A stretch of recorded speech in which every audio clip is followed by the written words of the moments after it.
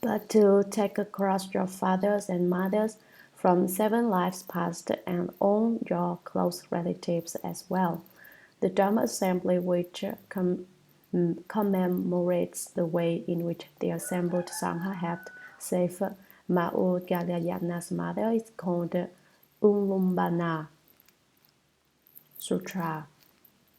Ananda, don't you know that now in this assembly there is Aniruddha who is blind and yet can see, the dragon Upananda who is deaf and yet can hear, the spirit of the Ganges river who has no nose and yet smells fragrance, Gavampati who has an unusual tongue and yet senses flavor, and the spirit of Shunyata who has no body and yet is aware of contact. In the light of the first come one, this spirit is illuminated temporarily as an ethereal essence without any substance. In the same way, there is also Mahakashyapa in this assembly, dwelling in the samadhi of extinction, having obtained the stillness of a south hero. He has long since extinguished the mind organ, and yet he has a perfectly clear knowledge which is not due to the mental process of thinking. Commentary. Ananda, don't you know that now in this assembly, in the Shurangama Dharma assembly, there are people who possess the mutual functioning of the 6 organs. One is Aniruddha. You remember him? He was the one who went blind trying to stay awake. Aniruddha was the Buddha's cousin, the son of the white rice king. He liked to sleep and he fell asleep every time the Buddha lectured the sutra. The Buddha scolded him for this habit, saying, Hey, hey, how can you sleep like an oyster or a clam? Sleep, sleep for 1,000 years, but you'll never hear the Buddha's name. After that scolding, in a burst of zeal, Aniruddha didn't sleep for 7 days and nights. He finally went blind from lack of sleep. The Buddha took pity on him and taught him the Virasamadhi of delight in seeing the illuminating brightness. Upon cultivating this Dharma, he obtained the penetration of the heavenly eye.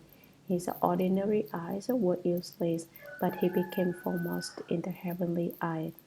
His heavenly eye was perfect. He could see everything very clearly. You shouldn't think that opening one's eyes is the same in all cases. Some people see things clearly and some not so clearly. Aniruddha saw the most clearly of all. Here in the text, the Buddha reminds Ananda of Aniruddha, who is blind and yet can see. Aniruddha's name means free of poverty, Wu Pin. I have told you before how he obtained a golden rabbit when he cut off one of its legs to buy food with. He found that another golden leg grew back in its place. Every time he removed a section of the golden rabbit, the section grew back, and so he was never poor again. The Buddha also mentions the dragon Upananda, who is deaf and yet can hear. This dragon spirit protects the city of Magadha. Watching also the winds and rains are in accord with the season.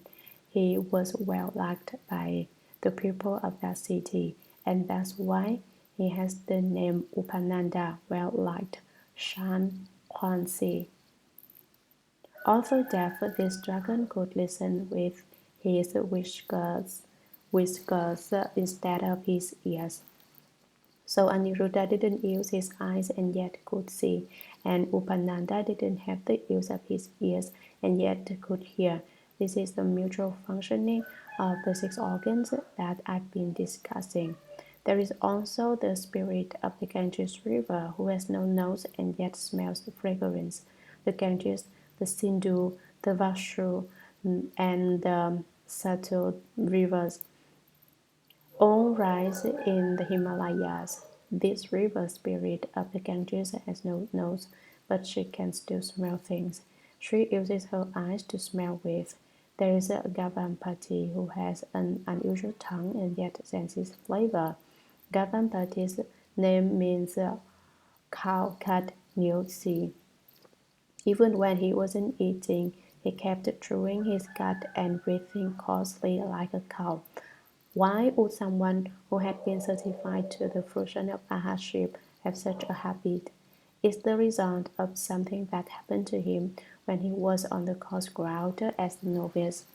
At that time, he cultivated with an old monk who was certified as an arhat, but who, in his old age, had lost his teeth and, as a consequence, ate very slowly.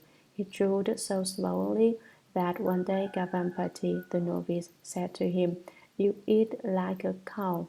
It was because of that one sentence that he had to undergo the retribution of chewing his cud like a cow for life after life. But now he had been certified to the fruition of arhatship, so the Buddha instructed him to reside in the heavens rather than in the human realm, for fear that someone would slander him in turn and say, "You eat like a cow," with the result that another person would end up having to be a cow for life after life. This should show you how careful you must be when you talk. You can't just say whatever pops into your head. If you say one wrong thing, you fall in accordance with the laws of cause and effect. There once was an elder bhikshu whom someone asked, "Do great cultivators fall in accordance with cause and effect?" The elder cultivator replied, "Great cultivators do not fall in accordance with cause and effect." Because of that one sentence was incorrect, he had to undergo rebirth as a fox for 500 lives. When Chen Master Bai Chang was in Jiangxi lecturing the sutras, there was an old man with a long beard who came to listen every day. No one knew who he was. He always left as soon as the lecture was over. The lectures were all open to the public, of course, so no one asked him who he was. He was free to come and go with everyone else. In lecturing sutras, the rule is for the Dharma master to return to his room immediately after he finishes lecturing. He should engage in conversation very rarely, lest he end up seeking advantage from conditions. He should not linger after the lecture in order to invite people to come back again or the like. One day, when Chen Master Bai Chiang was returning to his quarters after the lecture, the old man with the long beard followed him and asked for instruction. His question was, "Does a great cultivator fall in accordance with cause and effect?" Chen Master Bai Chang answered, "Great cultivators are not unclear about cause and effect." The old man immediately became enlightened. "Oh, so that's the way it is," he explained. Then he explained, "I'm a fox who lives on the mountain behind here. Every day I come to listen to the sutras, but I've never understood this principle." Then he explained that in the past he had been a high monk who had also lectured the sutras, but when someone had asked him that question, he had answered incorrectly, and as a result had to undergo 500 lives as a fox. Now that today I have finally understood, tomorrow I will go be reborn. You could come back to my cave and bury my corpse in order to establish affinities." The next day, Chen Master Bai Chang, taking all the monks from the monastery with him, went back on the mountain to have a look. Sure enough, they found the corpse of an old fox. Chen Master Bai Chang buried it with the ceremony used for monks and crossed him over. This is another example of how careful one must be in what one says. People who don't understand the principles of Buddha Dharma tend to say whatever they feel like, but people who study the Buddha Dharma know better than to do that. If someone asks you a question and you know the answer in terms of Buddha Dharma, you can reply. But if you don't know, I exhort you not to think you know when you don't. If you say something wrong, the effect will be severe. Because of one careless remark to an arhat, Gavampati had to bear the retribution of chewing his cud like a cow for life after life. His tongue was like a cow's too, nevertheless he sensed flavor. There is the spirit Shunyata, who has no body and yet is aware of contact. Shunyata means emptiness. This emptiness spirit has no physical body and yet senses touch. How does that happen?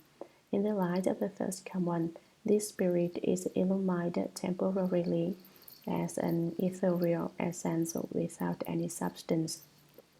The light of the Buddha enables this spirit to appear temporarily, even though she is as empty as the wind and has no body at all. But when she is able to appear through the Buddha's power, she too can experience the sensation of contact. That makes the spirit Shunyata very happy.